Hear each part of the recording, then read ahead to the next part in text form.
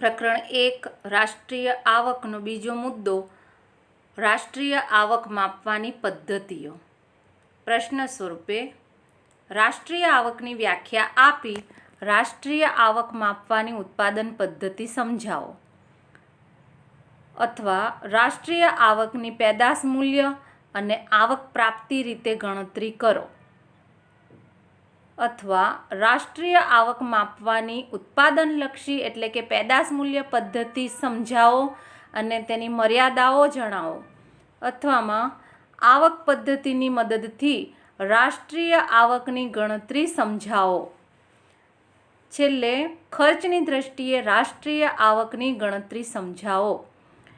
આ પ્રશ્નના જવાબના મુદ્દા આપેલ છે, જેમાં પહેલો મુદ્દો છે રાષ્ટ્રીય આવકની વ્યાખ્યા, બીજો છે રાષ્ટ્રીય આવકની ગણતરીની પદ્ધતિઓ. જેમાં 3 પેટા મુદ્દા આપેલા છે: 1 ઉત્પાદન પદ્ધતિ, 2 આવક પદ્ધતિ, 3 ખર્ચ પદ્ધતિ અને છેલ્લે સમીક્ષા. તેમાં પહેલો મુદ્દો જોઈશું રાષ્ટ્રીય આવકની વ્યાખ્યા.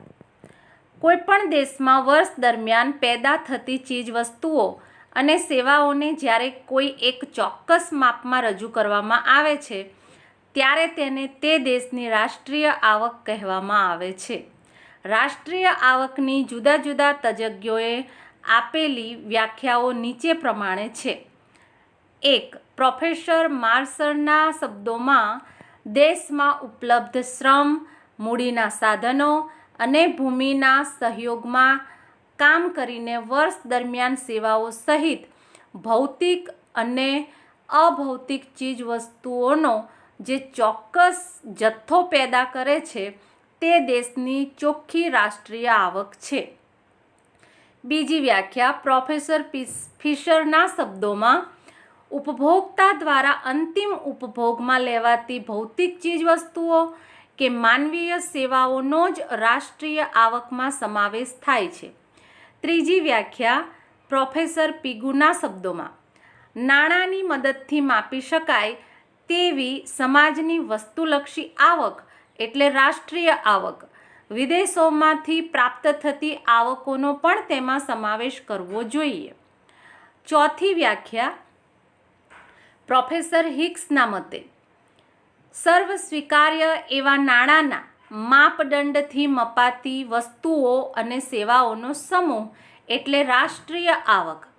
પાંચમી વ્યાખ્યા પ્રોફેસર સેમ્યુલસનના મતે, જ્યારે વિવિધ પ્રકારની વસ્તુઓ જેમ કે સફરજન, મોસંબી અને યંત્રો કે સમાજ પેદા કરે છે તેને નાણાંના માપદંડથી મપાતા જે છેવટનો આંકડો આવે તે રાષ્ટ્રીય આવક.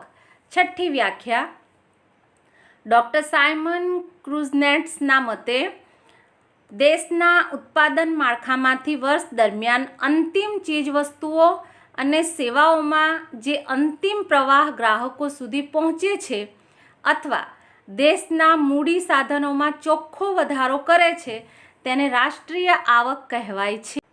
Thank you.